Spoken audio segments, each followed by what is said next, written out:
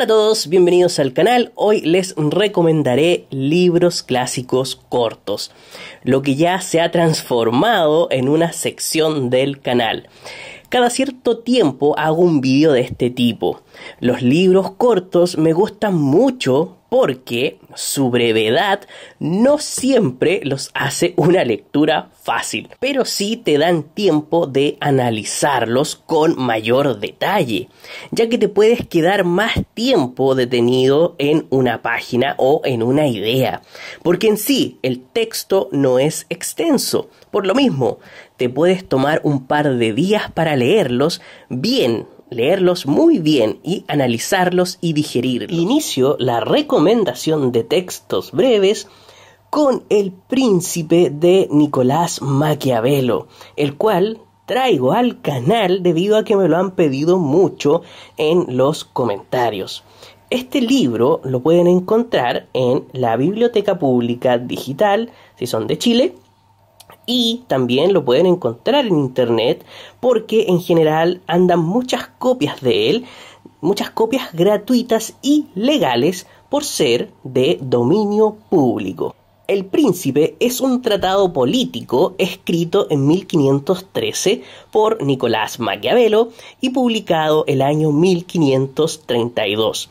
Está compuesto por 26 capítulos breves, en donde utiliza un poder de síntesis grandioso. Maquiavelo no se va nunca por las ramas, y como bien explica el propio autor en la nota que da inicio al libro, se trata de sus propias experiencias y la de otros autores y personajes. Es un estudio sobre el arte del Estado. En una carta, Maquiavelo afirma que El Príncipe es una discusión sobre qué es un principado, de qué especie son, cómo se adquieren y cómo se mantienen, y también por qué se pierden. Y por ello no solo se basa en su experiencia, sino también en los autores clásicos del pensamiento político, tanto griego como romano, y también en hechos históricos donde se ven involucrados personajes famosos, analizando siempre su psicología y sus motivaciones.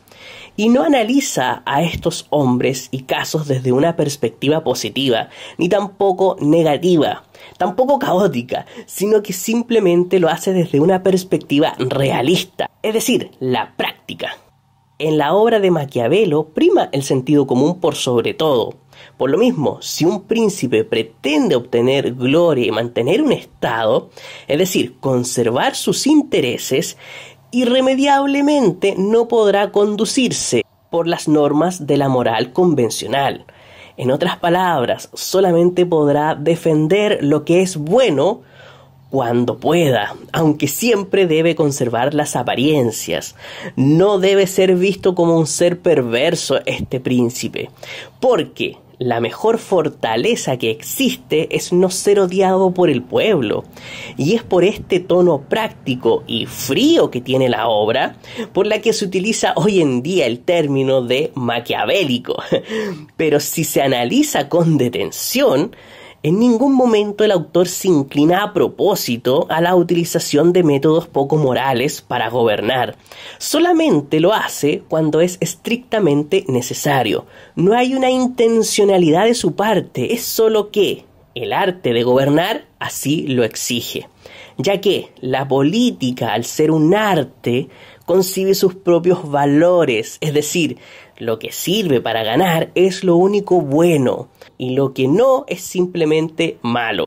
Es un razonamiento frío y muy analítico, y esa habilidad de despegarse de su propia moralidad para escribir este tratado usando solamente la razón hizo de Maquiavelo uno de los grandes pensadores y estrategas políticos de su tiempo. El segundo libro que les quiero recomendar es esta joyita que tengo aquí, muy breve, publicado en 1554, también un libro muy antiguo.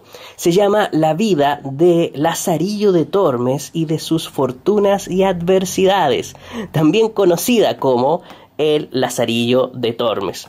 Es una novela anónima que marcó un importante hito en la historia de la literatura durante el llamado Siglo de Oro español. ya que significó el comienzo de la novela picaresca, que es el opuesto de las novelas caballerescas y pastoriles de aquellos tiempos. El Lazarillo de Tormes es una novela realista e introduce por primera vez un personaje de humilde posición social como protagonista, dejando de lado a los héroes clásicos que siempre eran grandes señores. El protagonista es un chico pobre llamado Lázaro, el cual narra su vida en primera persona en un formato epistolar. Por lo tanto, es una narración autobiográfica, desde su nacimiento a orillas del río Tormes hasta que se convierte en un adulto. Lo interesante de la novela radica en los distintos amos a los que Lázaro debe servir, y a partir de su perspectiva puede revelar los distintos vicios o modos de comportamiento de ciertos grupos de la sociedad. Su perspectiva es la del humilde. Él mira desde su baja posición social a los grandes señores, sobre todo a los clérigos, y devela su corrupción interna, su avaricia, su maldad, su hipocresía, que contrasta con la falsa imagen externa que quieren dar. Lo que mueve, lo que impulsa las acciones del personaje son principalmente dos motivos bastante básicos, pero que tienen una fuerza sorprendente. El más importante es el hambre, y eso lo hace movilizarse mucho, le da fuerza a la novela. Luego también tiene el deseo de mejorar. Por lo tanto, se trata de una novela de aprendizaje, en donde Lázaro evoluciona a lo largo de la historia. Lo que me gusta de esta obra es cómo un autor que sabe escribir muy bien logra interpretar a una persona sin estudios. Por lo mismo, si la novela se lee con atención, se pueden apreciar los momentos en que detrás de la típica prosa llana y coloquial llena de refranes, se oculta una escritura diestra que aplica en reiteradas ocasiones increíbles figuras estilísticas, mostrando una dedicación y un cuidado al momento de concebir esta tremenda obra. La máquina del tiempo es uno de los grandes clásicos de la ciencia ficción.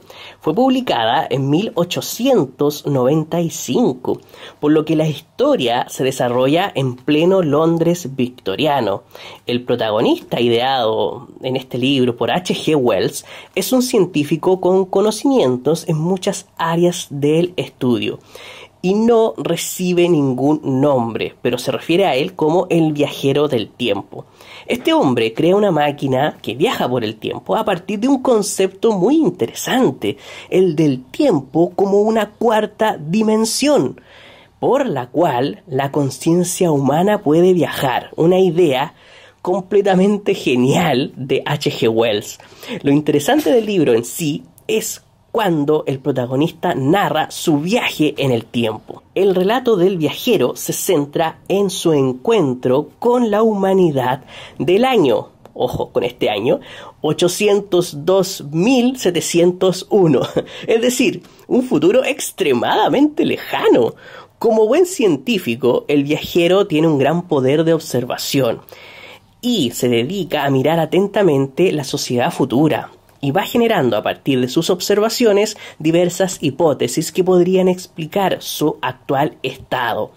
Pero lentamente, a través de sus experiencias y vivencias, nuevas observaciones lo irán acercando a una espantosa verdad con tintes distópicos, por lo cual también se considera a esta novela como parte de las distopías clásicas.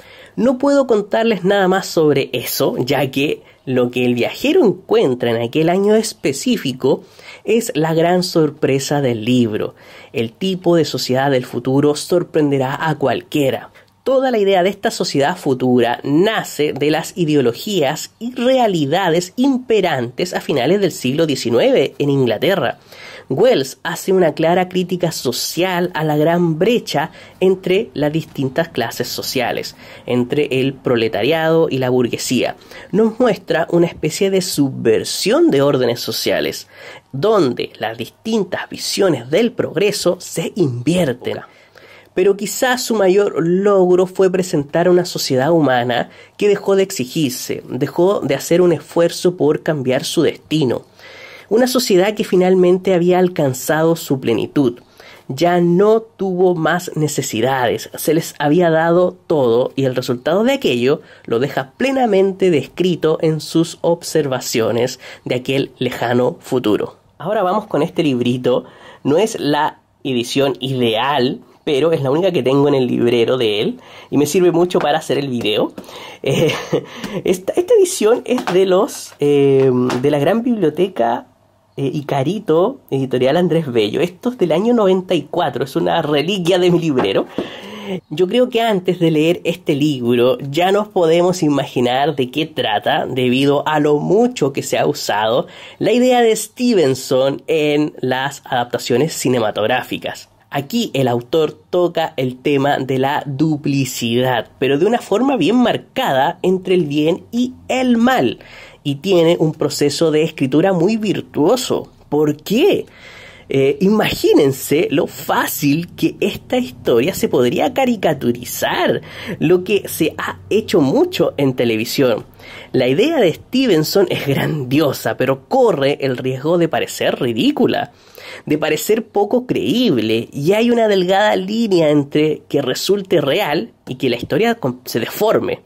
Pero el talento de Stevenson es superlativo, logra que esa maldad representada en Mr. Hyde se palpe y se sienta como real. Y eso lo logra por medio de dos recursos clave: la ambientación y la narración. Por ejemplo, al ver el título de esta obra podríamos pensar que es el propio Dr. Jekyll el que contaría su historia, pero no, el que lo hace es su amigo y abogado Utterson, por lo cual desde un principio no tenemos acceso a los pensamientos de Jekyll y debemos mantenernos expectantes junto a Utterson y seguir su relato. Es decir, solo podemos observar a Jekyll desde una perspectiva externa. Y no solo eso, sino también bajo la influencia de la propia personalidad de Utterson, un hombre que no es muy observador y por lo tanto lo que nos cuenta está sesgado por su propia personalidad. Y eso es clave porque al ser poco observador hay muchos detalles que no logra captar y por ende no los relata y los deja bajo un halo de misterio, lo que acrecienta la realidad del personaje de Hyde. Esto es vital porque si el narrador fuese otro y develara lo que hay bajo las sombras y las tinieblas, se perdería el gran efecto que creó aquí Stevenson. Como siempre, me encanta recomendar clásicos latinoamericanos. En esta ocasión, El coronel no tiene quien le escriba, de Gabriel García Márquez. Es una edición muy cortita, tiene apenas 99 páginas. En este libro hay una narrativa preciosa de García Márquez, en donde poco a poco nos va dando a conocer el mundo en que se desarrollan los acontecimientos. Es una prosa muy reflexiva, casi existencialista, que nos conduce por los inextricables laberintos del protagonista, ese ser sin nombre al que apodan el coronel. Nada más iniciar nos sorprende de golpe, nos atrapa inmediatamente y desliza pequeñas incógnitas que pronto se aclararán. El coronel y su esposa, ya ancianos, viven en un pequeño pueblo cercano a Macondo, un pueblo en estado de sitio. Han pasado más de 50 años desde la Guerra de los 1000 días y el coronel es un veterano de dicha guerra. La vida de este matrimonio se dirime entre la pena y el hambre. Viven en precarias condiciones, no tienen que comer y su bien más preciado es un gallo de pelea que perteneció a su difunto hijo. Con su hijo muerto y sin dinero para alimentarse, hay solo dos cosas que mantienen viva su esperanza: una carta y un ave de corral. El coronel espera hace más de 15 años su pensión de veterano que le corresponde legalmente. Por eso siempre va al correo fielmente cada día viernes, pero nada llega. Es una novela derrotista, es un camino hacia la nostalgia y la tristeza. En tan pocas páginas el personaje del coronel se te mete en la piel para no abandonarte nunca más. Para lograr ese efecto, la novela debe estar escrita con maestría y García Márquez realmente se luce. No te deja indiferente, te toca los sentidos, entras rápidamente en la historia y sales a la misma velocidad, con un final que te golpea, pero que a la vez te puede dejar tanto indiferente como conforme. Muchos aman el final, otros lo odian. Tendrán que leerlo para decidir a qué grupo pertenecen. Bueno, espero les hayan gustado las recomendaciones. No se olviden de dejarme en los comentarios sugerencias de libros cortos para seguir adelante con esta sección del canal. Muchas gracias a todos por su apoyo. Cuídense.